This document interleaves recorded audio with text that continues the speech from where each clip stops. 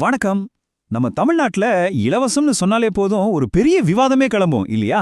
ஆனா இந்த திட்டங்கள் எல்லாம் வெறும் ஓட்டுக்காக கொடுக்கிற ஒரு தர்மமா பார்க்காம ஒவ்வொரு குடிமகனுக்கும் கிடைக்க வேண்டிய ஒரு உரிமையா பார்த்தா எப்படி இருக்கும்? வாங்க இன்னைக்கு இந்த கோணத்துல இருந்து இத பத்தி கொஞ்சம் ஆழமா பார்க்கலாம். பொதுவா இந்த விவாதத்துல ரெண்டு பக்கங்கள் இருக்கு. ஒரு பக்கம் இதெல்லாம் மக்களை சோம்பேறி ஆக்கிடும், வெறும் ஓட்டுக்காக கொடுக்கிற கவர்ச்சி திட்டங்கள்னு சொல்றாங்க. இன்னொரு பக்கம் சமூகத்துல பின்தங்கி இருக்கிறவங்கள கை தூக்கி விட்டு சமத்துவத்தை உருவாக்குற ஒரு முக்கியமான கருவின்னு சொல்றாங்க. சரி, இதுல எது உண்மை? வாங்க கொஞ்சம் உள்ள போய் அலசுவோம். முதல்ல நாம ஒரு அடிப்படையான கேள்வியை கேட்கணும். எதுக்காக ஒரு அரசாங்கம் இந்த மாதிரி நலத்திட்டங்களை கொடுக்கணும்? சும்மா வரிய வசூல் பண்ணி நிர்வாகம் பண்றது மட்டும்தான் அவங்க வேலையா? இல்லைங்க, ஒரு அரசாங்கம் வெறும் நிர்வாகி மட்டும் கிடையாது, அது ஒரு சமூக பாதுகாவலன். யோசிச்சு பாருங்க, படிப்பு, மருத்துவ மாதிரியான அத்தியாவசிய விஷயங்களை எல்லாம் தனியார் சந்தைகிட்ட மட்டும் விட்டுட்டா என்ன ஆகும்? காசு இருக்கிறவங்களுக்கு மட்டும்தான் அது கிடைக்கும். இததான் சண்டை தோல்வின்னு சொல்றோம். இந்த ஏற்றத்தாழ்வை சரி செஞ்சு எல்லாருக்கும் வாய்ப்புகளை உருவாக்க தான் அரசாங்கம் ஒரு பாதுகாவலனா உள்ள வருது. இது ஏதோ அரசாங்கம் விருப்பப்பட்டு செய்யற விஷயம் கிடையாது.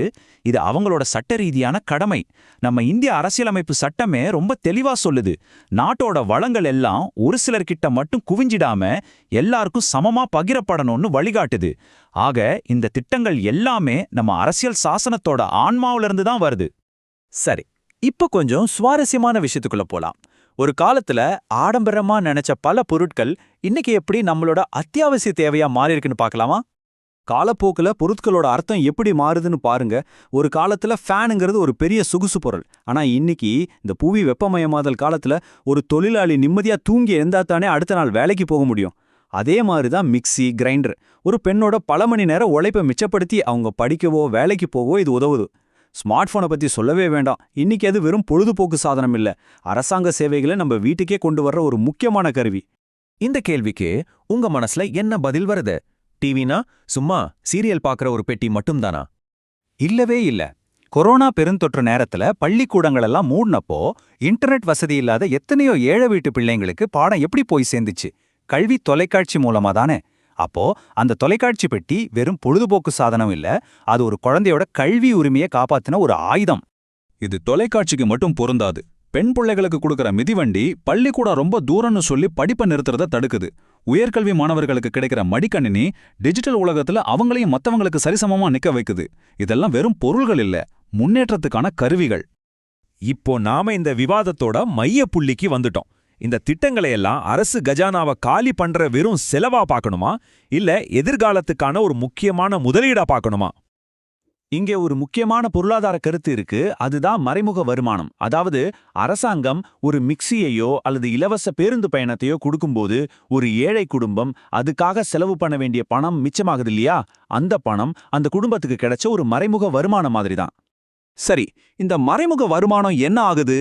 அந்த குடும்பம் அந்த மிச்சமான பணத்தை அவங்க பிள்ளைகளோட படிப்புக்கோ இல்லனா நல்ல சத்தான சாப்பாட்டுக்கோ செலவு பண்ணுவாங்க. இதனால அவங்க வாழ்க்கை தரம் உயருது, அவங்களோட உற்பத்தி திறனும் அதிகரிக்குது. இது ஒரு தனிப்பட்ட குடும்பத்தோட வளர்ச்சி மட்டும் இல்ல, ஒட்டுமொத்த சமூகத்தோட வளர்ச்சி. அதனால தான் இத செலவுன்னு சொல்லாம சமூக முதலீடுன்னு சொல்றோம். உதாரணத்துக்கு மகளிருக்கான இலவச பேருந்து பயணத்தை எடுத்துப்போமே. இது அவங்களோட போக்குவரத்து செலவை குறைக்கிறது மட்டும் இல்ல, அது ஒரு சமூக புரட்சி. பெண்கள் வேலைக்கு போகவும் வெளி உலகத்தை பார்க்கவும் அவங்களோட சுதந்திரத்தை அதிகப்படுத்தவும் இது உதவுது.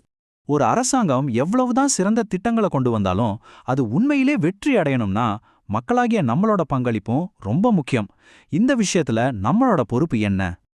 இந்த வரிகள் ரொம்ப வலிமையானவை. வறுமை கோட்டுக்கு கீழே இருக்கிற ஒருத்தருக்காக உருவாக்கப்பட்ட ஒரு திட்டத்தோட பலனை வசதி படைச்ச ஒருத்தர் அனுபவிச்சா அது வெறும் தப்பு கிடையாது, அது ஒரு சமூக குற்றம். ஏன்னா அது ஒரு ஏழைக்கு கிடைக்க வேண்டிய வாய்ப்பை திருடுறதுக்கு சமம். சில பேர் சொல்றத கேட்டிருப்போம், நான் வரி கட்டுறேன் அதனால எனக்கும் இந்த பலன்கள் கிடைக்கணும்னு. ஆனா அந்த லாஜிக் சரியானதில்ல.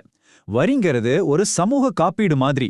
அதாவது நம்மள தடுமாறி விழுகிறவங்கள தூக்கி விட நல்லா இருக்கிற நாம எல்லாரும் சேர்ந்து கை கொடுக்கற மாதிரி.